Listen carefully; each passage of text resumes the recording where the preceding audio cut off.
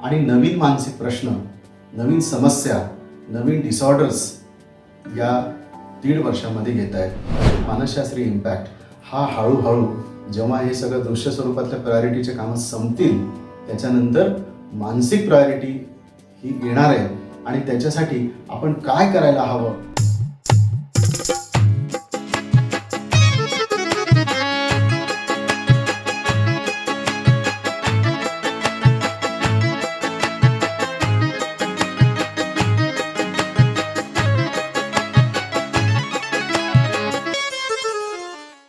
मी गेले 21 वर्ष मानसोपचार तज्ज्ञ म्हणजेच मानसतज्ञ म्हणून या शहरामध्ये काम करतोय. 1.5 वर्षापूर्वी लोकांच्या समस्या या खूप वेगळ्या होत्या. त्यांचे मानसिक आरोग्य जपण्यासाठीच्या गोष्टी खूप वेगळ्या होत्या. नवीन समस्या, नवीन डिसऑर्डर्स या 1.5 वर्षामध्ये येत आहेत आणि त्यातूनच मला काही मनोविश्लेषण करण्यासाठी एक आव्हान माझ्यासमोर आलेलं आहे. कोविड-19 ही महामारी 2020 पासून सुरू झाली आणि सुरुवातीला हा नेमका आजार काय आहे, कशामुळे होतो, या सगळ्या गोष्टींचे प्रश्न सगळ्यांसमोर होते. महाराष्ट्र शासनानं आणि केंद्र शासनानं अगदी आठवड्याभरामध्ये याचं प्रतिबंधात्मक उपाय कोणते कोणते असतील हे 7 दिवसांमध्ये लोकांपर्यंत पोहोचवलं. ही एक अत्यंत चांगली गोष्ट आहे.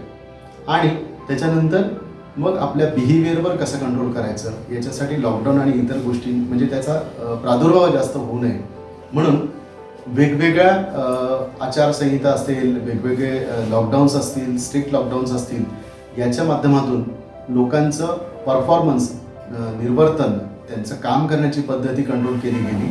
पण मानसिक विचार, मन आणि विचार याच्यावर नियंत्रण मात्र प्रशासनाकडून मिळवता आलं नाही किंवा ते मिळालं नाही.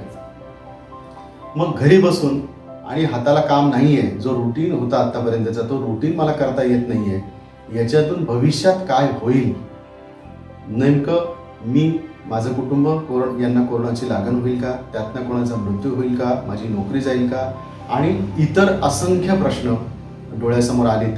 जसं ब्रेड अँड बटरचा एक मोठा प्रश्न आहे, हा सायकोलॉजीमध्ये हळूहळू कन्व्हर्ट झाला आणि त्याच्यातून मानसिकता ही खचत चाललेली आपल्याला दिसते.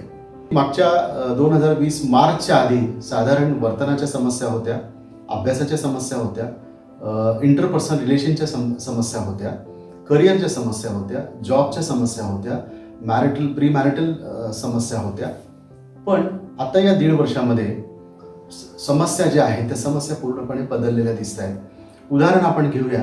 एक 27 वर्षाचा मुलगा ज्याच्या बॅकग्राऊंड ग्रामीण आहे, वडील सुरुवातीपासूनच काही काम करत नव्हते, आईनं शेतमजुरी करून, एकुलता एक मुलगा होता, हुशार होता, त्याला शिकवलं. त्या मुलानंही वयात येण्याच्या आधीच कामधंदा, नोकरी सुरू केली आणि नोकरी करत असताना त्यांनी अत्यंत कष्टाने तो BE झाला, BE कम्प्युटर झाला, एका मोठ्या कंपनीमध्ये नोकरी लागली. साधारण 1.5 लाखाचं त्याला पॅकेज मिळालं पर मंथचं.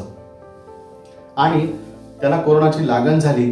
कोरोनाच्या लागण झाल्यानंतर तो माझ्याकडे आला आणि तो असं म्हणतो की मी आता खचलोय, मी जगू शकत नाही, मला वेगवेगळे साईड इफेक्ट्स जाणवत आहेत, माझं काही खरं नाही आणि मी आता माझ्या आईचं स्वप्न, माझं स्वप्न जे आहे ते स्वप्न मी पूर्ण करू शकणार नाही. एकीकडे इतका हुशार, त्या काळामध्ये म्हणजे जेव्हा त्याला शिकायचं होतं त्या काळामध्ये इतकी मेहनत केलेला मुलगा, स्वतःला एस्टॅब्लिश केलेला मुलगा, एक कोरोनाची लागण काय झाली आणि त्याच्यानंतर इतका डाऊन झाला की त्याचं वजन कमी झालं, सतत विचार करत राहणं, झोप न लागणं आणि भविष्याची सततची चिंता, या सगळ्या गोष्टी त्याच्यासमोर आल्या. दुसरी एक उदाहरण मी तुम्हाला देऊ इच्छितो. जी मुलगी आता D-Pharmacy फर्स्ट इयरला आहे आणि त्या मुलीचं तिला सतत घरच्यांपेक्षा मैत्रिणींशी बोलायला खूप आवडत होतं आणि अगदी शाळेतल्या मैत्रिणींचा तिचा ग्रुप होता आणि तिची कंप्लेंट अशी होती की तिच्या छातीत दुखायला लागलं आणि तिच्या डोक्याचा एक भाग सतत दुखत होता. तिच्याशी बोलल्यानंतर लक्षात आलं, ती असं म्हणते की मला पूर्वी खूप बोलायची सवय होती, सगळं शेअर करायची सवय होती आणि या लॉकडाऊनमुळे असं झालं की मला त्या मैत्रिणींना भेटता येत नाही, त्यांच्या घरी जाता येत नाही, माझ्या घरी बोलवता येत नाही आणि याच्यातून माझ्या मनामध्ये खूप सारी भीती, चिंता साचत चालली आहे आणि त्याच्यामुळे मला नैराश्य आलं. तिसरी एक घटना आहे की मी जॉब करून माझ्या मुलांना खूप चांगलं शिकवलं, सगळे नोकरीला लागलेत, माझे नातवंड आहेत आणि मला सतत अशी भीती वाटते की माझ्या जवळचं कोणी जर गेलं, मृत्यू झाला कोणाचा, तर मी काय करणार. आणि याच्यातूनच मला निद्रानाशाचा प्रकार सुरू झाला आणि मला जेवण जात नाही, मळमळ होतं, पोटात दुखतं, अशा असंख्य समस्या त्या गृहस्थांनी सांगितल्या काउन्सिलिंगच्या दरम्यान. चौथं, मूल लहान आहे आणि तो अत्यंत चिडचिड आणि रागीट झाला आहे. घरामधले 2-3 फोन त्यांनी फोडून टाकले. त्याचं कारण असं आहे की त्याला अकॅडमिकमध्ये म्हणजे जे ऑनलाईन क्लासेस चालतात त्या ऑनलाईनची इतकं ॲडिक्शन झालं की मोबाईल थोडा जरी त्याच्यापासून दूर गेला तर तो अस्वस्थ आणि चिडचिड करायला लागला. रागराग इतका त्याच्यामध्ये झाला की तो घरातल्या वस्तू आदळापट करणं, ओरडणं, या सगळ्या गोष्टी त्याच्या सुरू झाल्या. तर ताण, चिंता, राग, डिनायल मूड, नकारात्मक विचार, मूड डिसऑर्डर, या अशा वेगवेगळ्या समस्या एकत्रितपणे आत्ताच्या बऱ्यापैकी एकाच माणसांमध्ये या सगळ्या दिसायला लागलेल्या आहेत. त्याचं कारण असं आहे की ही महामारी, याचं उत्तर माझ्याकडे नाही आहे, याचं ठोस सोल्युशन माझ्याकडे नाही आहे. या सगळ्यांना कोविडची प्लस इंटरपर्सनल रिलेशन आणि स्वतःच्या आत्मविश्वास खचल्याची भावना खूप जास्त आहे. त्याचं महत्त्वाचं कारण म्हणजे चिंता ही आहे आणि चिंता म्हणजे भविष्याची आणि या कोरोनाच्या संदर्भामध्ये मागच्या 7-8 महिन्यामध्ये एवढं डेव्हलपमेंट झालं की वेगवेगळ्या प्रकारच्या लसेस अवेलेबल झाल्या, वेगवेगळ्या प्रकारची ट्रीटमेंट सुरू झाली. ठोस प्रॉपर वेळेवर ट्रीटमेंट जर घेतली, वेळेत ट्रीटमेंट घेतली, अंगावर न काढता, तर 85% ज्यांना कोरोना झाला त्याच्यापैकी जवळपास 85% लोक सुखरूप आपल्या घरी येऊ लागले. मोजक्याच एक 10-15%, एक 12% लोकांना थोडासा त्रास झाला, पण ते पण सुखरूप झाले आणि 2 ते 3% लोकांचा याच्यामध्ये मृत्यू झाला. तसा हा मृत्यूदर इतर देशामध्ये महाराष्ट्राचा कमी आहे आणि इतर व्यवस्थासुद्धा इतर सगळ्या राज्याच्या मानाने महाराष्ट्रातली सिस्टीमसुद्धा खूप चांगली आहे, असा अनुभव मी घेतलेला आहे. हा आजार, कोविड-19चा प्रादुर्भाव हा कमी होणार आहे आणि पुन्हा आपण पूर्वीप्रमाणेच सर्व सुस्थितीमध्ये रुटीन हे सगळ्यांचं सुरू होईल. याच्यामध्ये मानसिक ताणतणाव आणि मानसिक जे साचणार आहे, हळूहळू छोट्या गोष्टी ज्या साचणार आहेत, त्याचा इम्पॅक्ट, त्याचा परिणाम भविष्यामध्ये म्हणजे हा कोविड ओसरल्याच्या नंतर, कारण आता सगळ्यांनाच वरून खालपर्यंत दृश्य स्वरूपातल्या गोष्टी समजत आहेत, त्याच्यावर ट्रीटमेंट केली जाते, त्याच्यावर प्रायोरिटीवर काम केलं जाते. फॉर एक्झाम्पल ऑक्सिजन आणि काही औषधांची नावं तुम्हाला सगळ्यांना माहिती आहेत, पण मानसिक आरोग्यावर अजून कोणी दखल घेतलेली नाही आहे.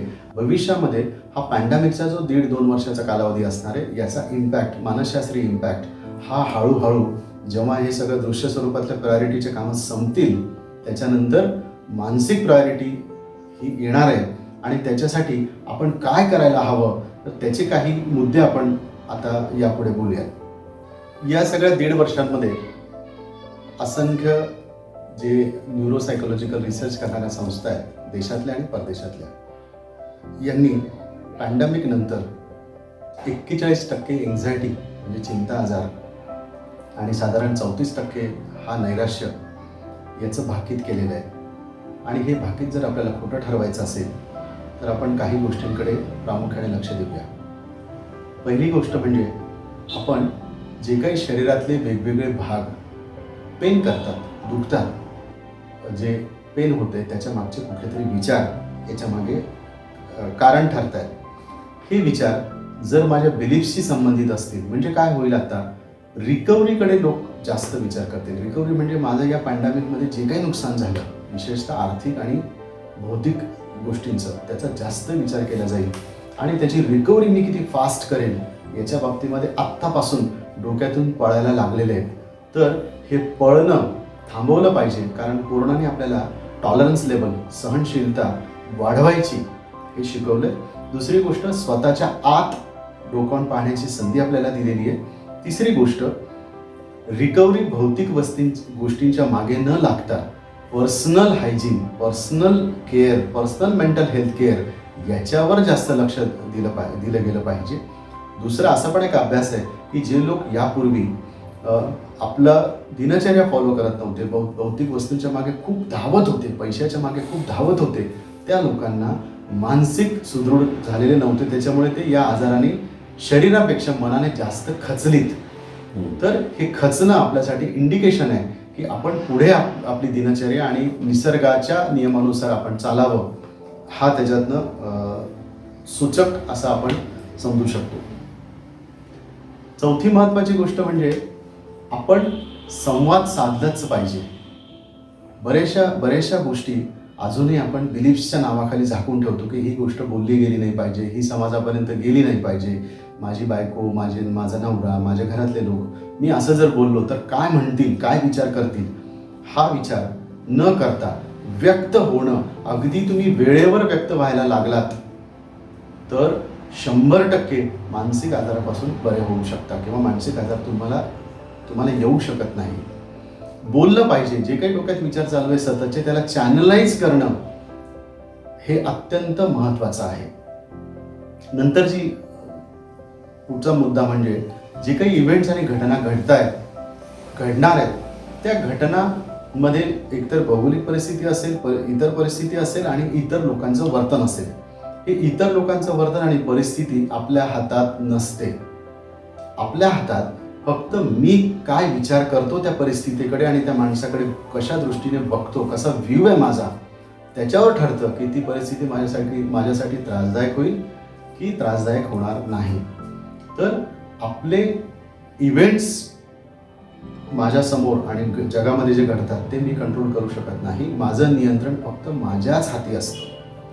पुढची महत्त्वाची गोष्ट, आपण छोट्या छोट्या प्रॉब्लेम्सना, छोट्या छोट्या समस्यांना जर आव्हानांमध्ये रूपांतर केलं, मनातल्या मनात आपण विचार केला की हे आव्हान आहे माझ्यासाठी, आव्हानामध्ये रूपांतर केलं तर काउंटर थॉट आपल्याला मिळतात, ऑप्शन्स आपल्याला मिळतात आणि ते वास्तववादी ऑप्शन्स आपल्याला मिळाल्यानंतर त्यातला सोपा आणि सहज करण्यासारखा, उपयोगात आणण्यासारखा कोणता विचार आहे तो जर अवलंबला तर लगेचच तुमच्या लक्षात येईल की तुमच्या शरीरामध्ये सकारात्मक परिणाम व्हायला लागलेले आहात. तुम्हाला फ्रेश वाटायला लागले, तुम्हाला सगळ्या गोष्टी अलर्ट तुमच्या झालेल्या आहेत. नंतरचा मुद्दा असा आहे की आपण सतत कोणाबद्दल तरी बोलत राहतो, इतरांबद्दल बोलत राहतो. तर हे इतरांबद्दल बोलण्यापेक्षा आपण स्वतःबद्दल बोलूया, आपल्या जवळच्या लोकांबद्दल बोलूया, आपण त्यांची काळजी घेऊया.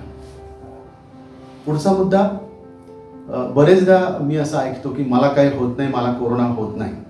मी असं समजतो, हे वारंवार डोक्यात जर ठेवलं की मला काहीही होत नाही, मला कोरोना होऊ शकत नाही, मी बिनधास्त आहे, माझी इम्युन सिस्टीम खूप चांगली आहे, तर हा शब्द स्वतःला वारंवार मनातल्या मनात बोलणं, सेल्फ टॉक करणं ही अत्यंत चांगली गोष्ट आहे.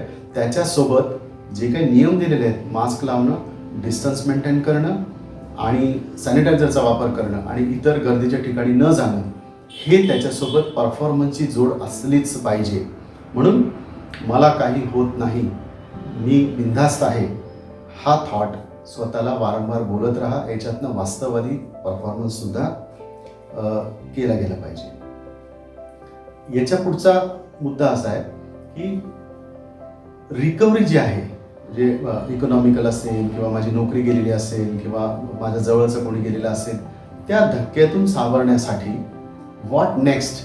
बरेचदा काय होतं की कुठलाही एव्हिडन्स घडला की सोशल एक बिलीफ्स आहे, तो बिलीफ्स असा आहे की पहिला एकतर स्वतःला ब्लेम करणं, दुसऱ्याला ब्लेम करणं. हे इंटरनल बिलीफ्स आहे, म्हणजे मनातल्या मनात आपण स्वतःला ब्लेम करतो आणि इतरांना ब्लेम करतो, हे विचार वाढत जातात.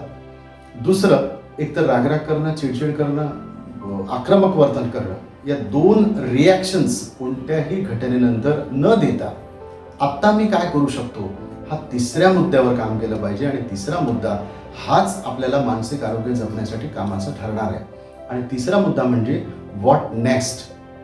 जी आहे ती परिस्थिती अशी आहे, आत्ता अशी आहे, उद्या मला तिला चांगलं करण्यासाठी आजमध्ये काम करावं लागेल. उद्या ती आपोआप तिच्या पद्धतीने सरळ जाणार नाही. नशिबावर दोष देऊन आणि इतर दैवी गोष्टींना दोष देण्यापेक्षा आपण त्याच्यामध्ये स्वतः परफॉर्मन्स करणं हा एक याच्यातला अत्यंत महत्त्वाचा मुद्दा आहे. शेवटच्या मुद्द्यांकडे काही वळूया.